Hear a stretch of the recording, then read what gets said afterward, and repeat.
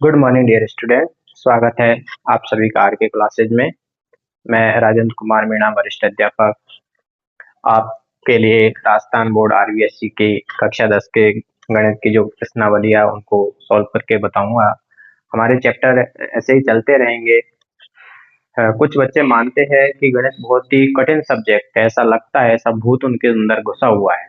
पर आपने अब आर के क्लासेज ज्वाइन की है तो ये भूत आपका निश्चित रूप से निकल जाएगा, क्योंकि गणित कठिन नहीं है, गणित बहुत आसान है। बस गणित को करने का तरीका हमें आना चाहिए और उसका बार बार अभ्यास हमें करना चाहिए। बार बार यदि अभ्यास करते हैं तो निश्चित रूप से गणित बहुत ही रुचिकर सब्जेक्ट है। और बार बार अभ्यास करने से तो क्या नहीं होता है, कहते हैं ना वो कि करत करत अभ्यास ते जड़मति होत सुजान रस्सी आवत जात ते सिल पर पड़त निशान। तो इसी प्रकार हम बार बार अभ्यास करेंगे तो ये जो सब्जेक्ट जो सबसे डरावना लगता है वो सबसे अच्छा लगना लगेगा, मेरी गारंटी है ये आपको। बस आप जुड़े रहिए आर के क्लासेज में और सवालों को सॉल्व करते रहिए। हमारी आरबीएससी जो 10th क्लास की सिलेबस है उसमें प्रश्नावली फर्स्ट जो अपना फर्स्ट चैप्टर है वो है वास्तविक संख्याएं। वास्तविक संख्याएं में हमें इनको जो पहला क्वेश्चन दे रखा है हमारे चैप्टर में, ये प्रश्न है कि निम्नलिखित संख्याओं को अभाज्य गुणनखंडों के गुणनफल के रूप में व्यक्त कीजिए। तो जो हमें ये क्वेश्चन दे रखे हैं इनको अभाज्य गुणनखंडों के गुणनफल के रूप में हम व्यक्त करेंगे। पहला प्रश्न है अपना कि 140, इसको अभाज्य गुणनखंडों के गुणनफल के रूप में व्यक्त करना है। तो सबसे पहले हम क्या करते हैं, इसमें अभाज्य संख्याओं का भाग देते हैं। अब अभाज्य संख्या कौन कौन सी होती है ये हमें पता होना चाहिए। अभाज्य संख्या वी होती है जिनके केवल एक ही उभयनिष्ठ गुणनखंड हो, अर्थात वो स्वयं के पहाड़े में ही आती है, किसी दूसरे पहाड़े में नहीं आती। उनका केवल एक उभयनिष्ठ गुणनखंड होता है, वो अभाज्य संख्याएं होती है। तो सबसे छोटी अभाज्य संख्या 2 होती है। सबसे पहले हम 2 का भाग देते हैं, 2 का भाग नहीं जाता है तो हम 3 का देंगे, 3 का नहीं जाता है तो 5 का देंगे। इस प्रकार अभाज्य संख्याओं में हम आगे बढ़ते रहेंगे।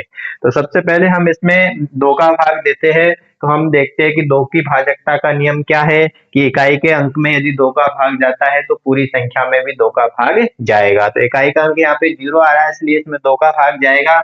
हम 2 का भाग दे रहे हैं 14 में, 2 सत्ते 14, 0 उतार लिया 70 बार, वापस 2 का भाग इसमें देंगे 35 बार, वापस 2 का अब नहीं जाएगा क्योंकि इकाई का अंक 5 आ रहा है और 2 की भाजकता का नियम कहता है कि इकाई के अंक में 2 का भाग जाना चाहिए। तो 2 का भाग नहीं जाएगा। अब इसमें 3 का देके देखेंगे अपन। 3 की भाजकता का नियम कहता है कि संख्या के अंकों के योग में यदि 3 का भाग जाता है तो उस संख्या में 3 का भाग जाएगा। तो इनके अंकों का योग अपन करेंगे 3 और 5, कितने हो गए 8।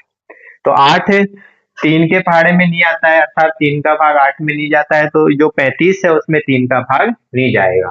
3 के बाद में फिर हम आगे बढ़ेंगे। 3 के बाद में 5 का भाग देते हैं, 5 का भाग इसमें चला जाएगा, 5 साते 35, फिर 7 में 7 का ही जाता है, 7 एकम 7। तो 140 के हमने अभाज्य गुणनखंड किए। अभाज्य गुणनखंड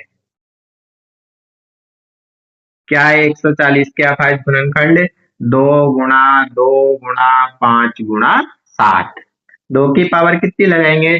2 बार गुणा हो रहा है तो 2 की पावर 2 लगेगी। 2 गुणा 5 गुणा 7। तो इस प्रकार हमने ये 140 के अभाज्य गुणनखंडों के रूप में लिखा है। अगला प्रश्न था हमारा 156। 156 को भी अभाज्य गुणनखंड के रूप में हम लिखेंगे। तो सबसे पहले वही हम 2 का भाग इसमें देते हैं।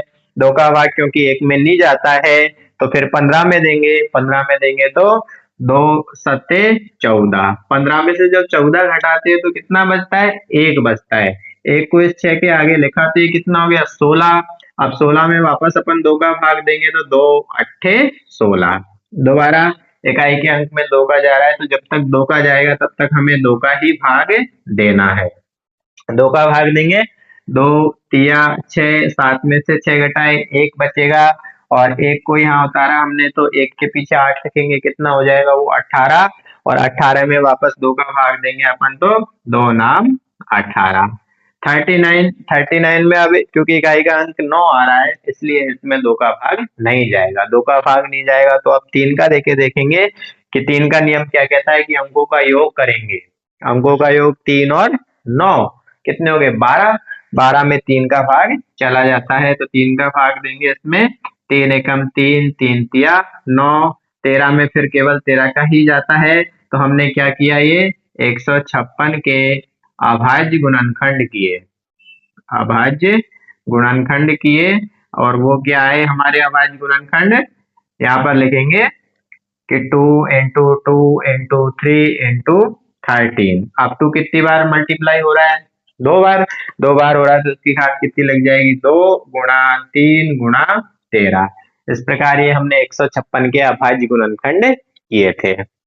इसके बाद में अगला प्रश्न है अपना तीसरा वो है 3825। इसके भी अभाज्य गुणनखंड हमें करने हैं। 3825 सबसे पहले 2 का भाग इसमें जा रहा है कि नहीं जा रहा है उसका पता करेंगे। 2 का भाग इकाई का अंक 5 है। 5 है तो 2 का भाग नहीं जाएगा। अब किसका देंगे 3 का। 3 का नियम क्या कहता है कि अंकों को जोड़ो 3 और 8 11 और 2 13 और 5 कितने हो गए 18। 18 3 की टेबल में आता है इसलिए 3 का भाग देंगे इसमें अपन। 3 एकम 3, 8 में 3 दूनी 6, 2 बचेंगे 2 के पीछे ये 2 उतार लेंगे तो कितना हो जाएगा 22। अब 22 में वापस भाग देंगे 3 7 21। 22 में से 21 घटाएंगे 1 बचा और 1 के पीछे 5 लिखा तो 15 हो गए। 15 में 3 पंजो 15।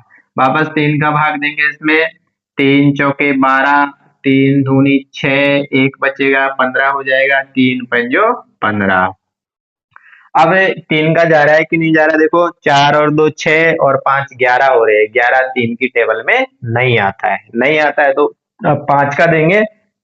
5 का भाग इसमें अपन ने दिया 5 अट्ठे 40।